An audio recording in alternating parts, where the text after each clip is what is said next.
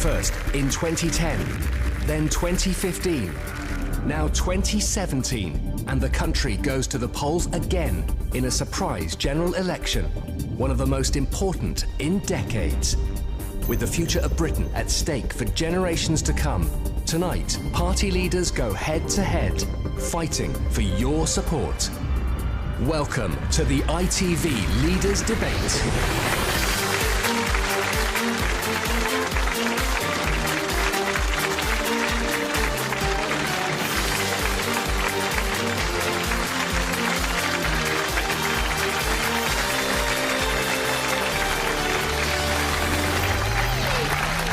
Our next question is on education, which is also an area where powers are devolved to the Parliament in Scotland and to the assemblies in Wales and Northern Ireland. The Parliament at Westminster legislates on education matters in England. And our fourth question comes tonight from Alex Rell, 25 years old and from Liverpool.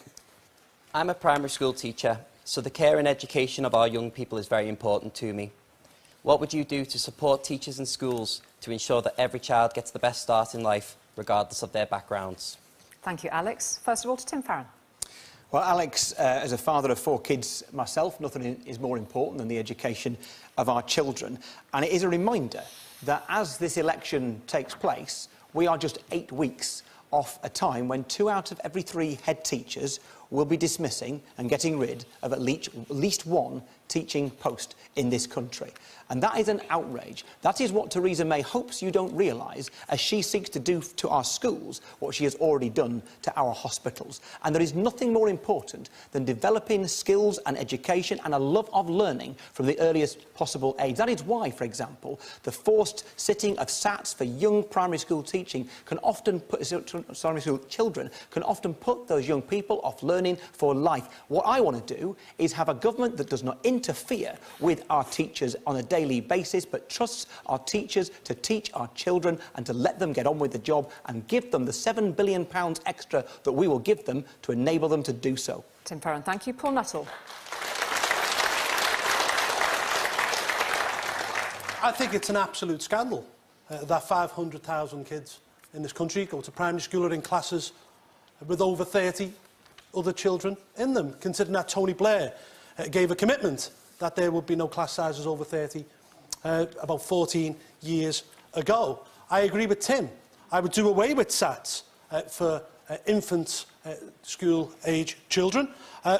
Also, the problem that we have is so many teachers are leaving the profession. And they're leaving the profession because they're overworked. And they're overworked under the deluge of paperwork, schemes of work, individual lesson plans. What you need to do is to strip the paperwork back, strip back the bureaucracy, and let our teachers do what they do best, which is teach our young people to the best of their ability. Thank you. Nicola Sturgeon.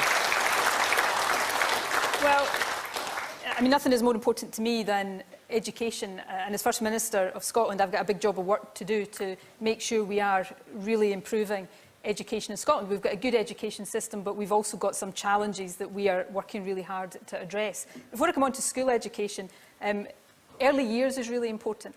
Giving younger children the best start through quality early years in childcare is something we're prioritising. So we're going to double the provision of that over the life of this Parliament.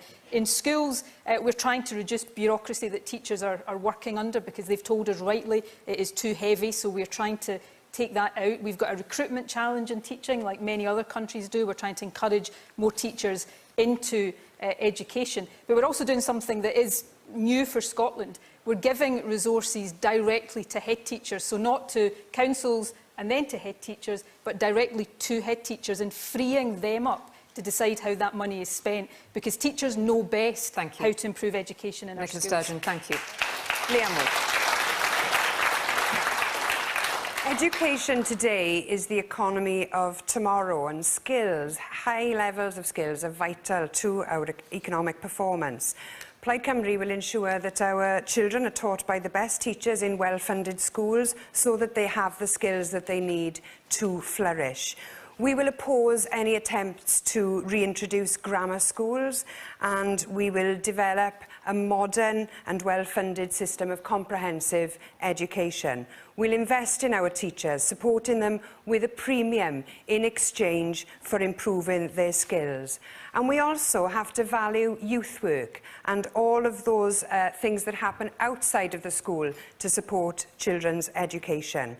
Plaid Cymru will give every child a chance to reach its full potential, and we will give everybody an opportunity for a life of education so that they can get to the best place that they can possibly be. Leanne Wood, thank you. Caroline Lucas. Well, I think Theresa May's attacks on education are doing real damage, both the way in which she's slashing school budgets and with her obsession with the divisive grammar school system. But coming to Alex's point, I think he's absolutely right to point to demoralisation of teachers right now, because it seems to me that schools should be about nurturing potential and inspiring a love of learning. I remember when I was at school, coming across a poem I loved so much that the teacher basically made it the subject of a whole lesson and had the freedom to do that. Right now, education, I think, can feel a bit like a production line, creating children-shaped pieces to fit the latest gaps in the jobs market. And when we do that, then I think what we do is to stifle the freedom to let children play and flourish and grow. We've replaced that with endless testing and measuring. It demoralises teachers, it adds yet more stress onto our young people. So the Green Party thinks it's time to scrap SATs, to trust teachers. Really, it's quite simple. Let kids be kids and let teachers teach. Caroline Lucas, thank you. So let's just a quick reminder of Alex's question. I'm a primary school teacher. The care and education of our young people, very important to Alex. What would you do to support teachers and schools to ensure that every child gets the best start in life, regardless of their background? In terms of how schools will be organised, Paul Nuttall. I believe in academic selection. Always have done. I believe that we don't have enough grammar schools in this country. We have 164 at the moment.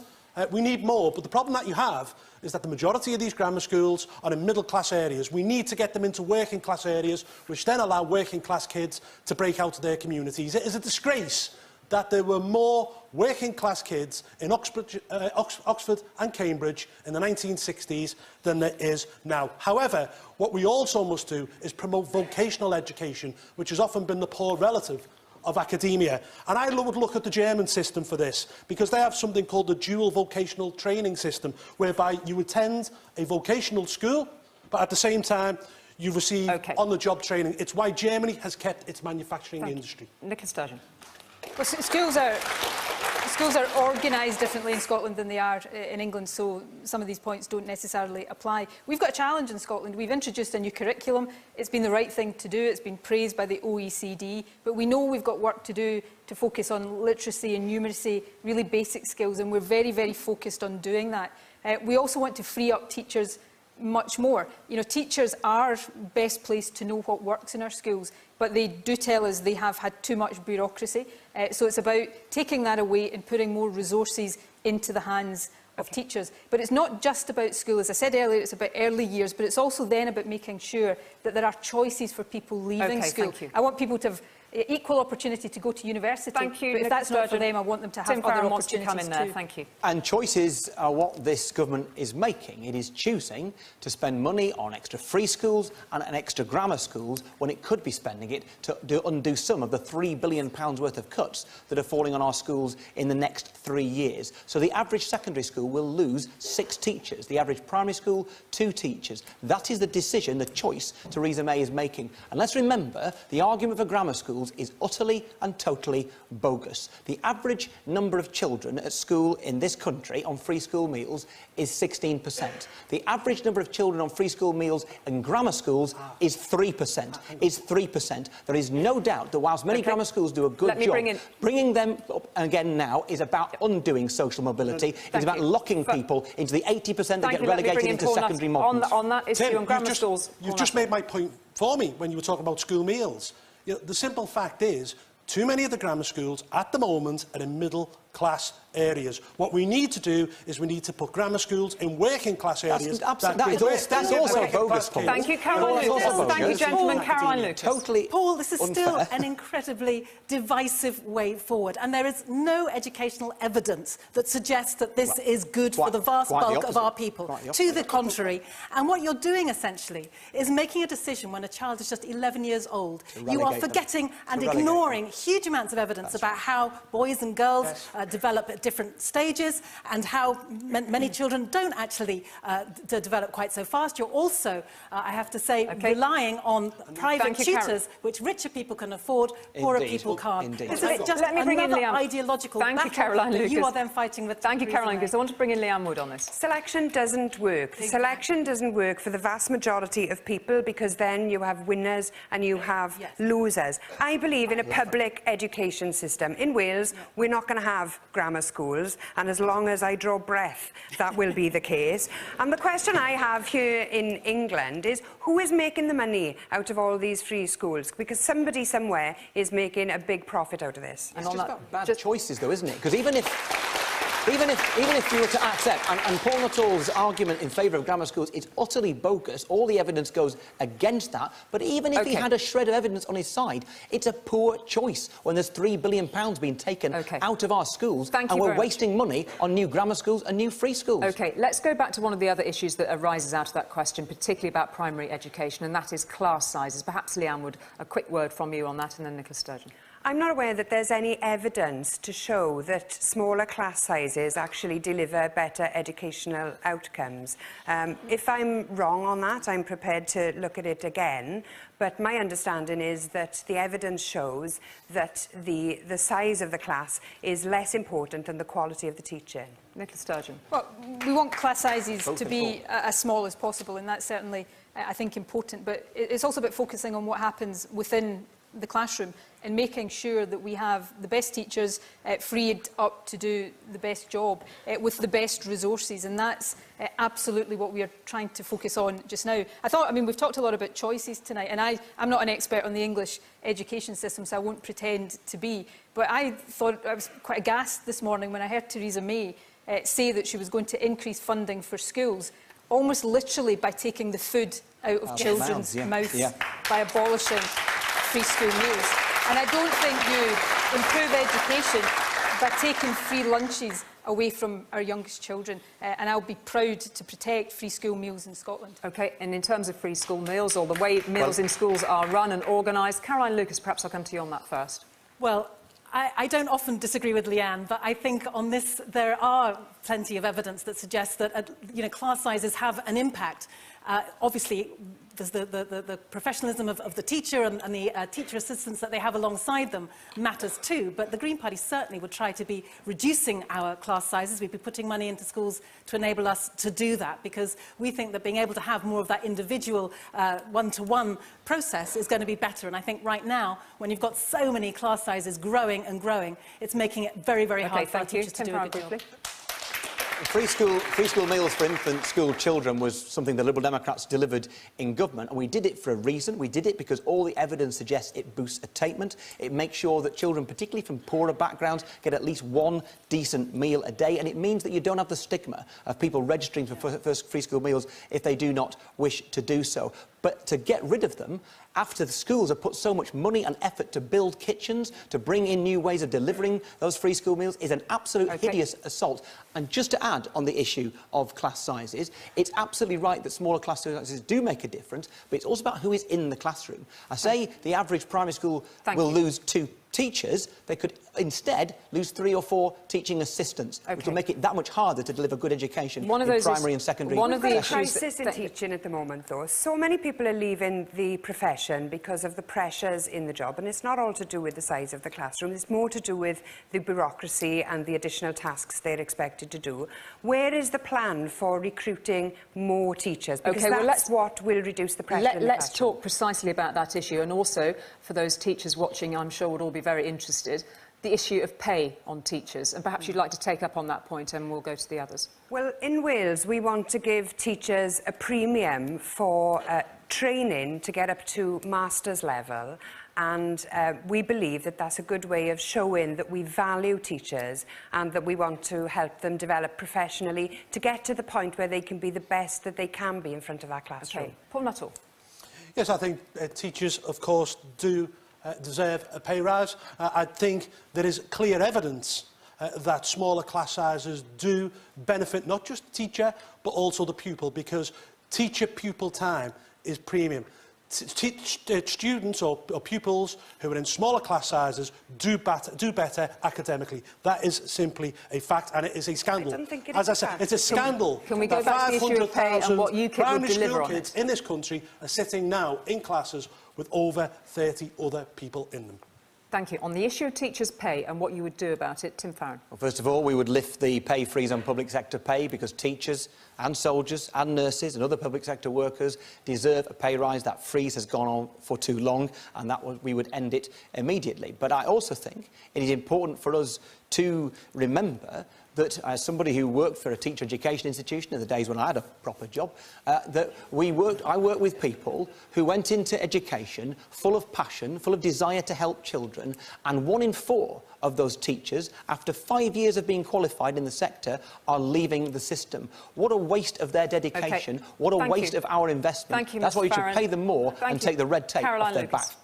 Well, I couldn't agree more with that. I think, yes, we would absolutely lift the pay freeze. It is quite unacceptable that our public sector workers have been taken for granted for so long, essentially, and not being properly rewarded. And that's one reason why many are leaving the profession. But another reason why is because every time we have a new education secretary, they come up with their latest harebrained scheme and impose it on teachers, thinking that teachers don't have the professionalism themselves to make those decisions. So I come back to the point I made before. It's an important one. We need to trust teachers as the professionals that they are, and that has signally failed to happen both under this government and the previous one as well. Thank you very much, Inda. Just a reminder of the part of Alex's question, which actually looked to very young children. He wanted to know not only what you would do to support teachers, but to ensure that every child gets the best start in life, and that points directly to early years child support. Nicola Sturgeon.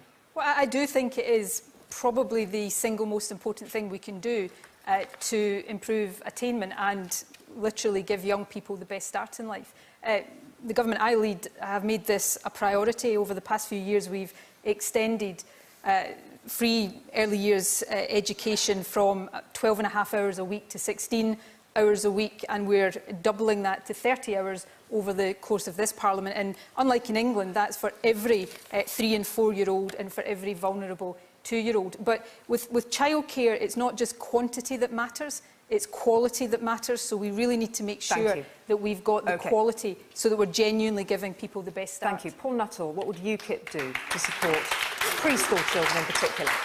Of course, we've got to give our young people the best start in life. What we need is to have wrap-around care. We need to ensure that there are breakfast clubs, for example, in schools. We need after-school clubs to ensure that the children are looked after both before and after school. What we need in this country, and let's be utterly blunt about this, is we need to put more money into the education system. It's been lagging behind now for many, many years. If you look at where we are in our position in the world, we're falling down the league tables year after year. We have to do something about it. This is urgent, and UKIP will have a plan which we'll launch in our manifesto next week. Thank you very much indeed, and that is the last comment on that issue and that question from Alex on the issue of primary school teaching. Thank you very much indeed for that.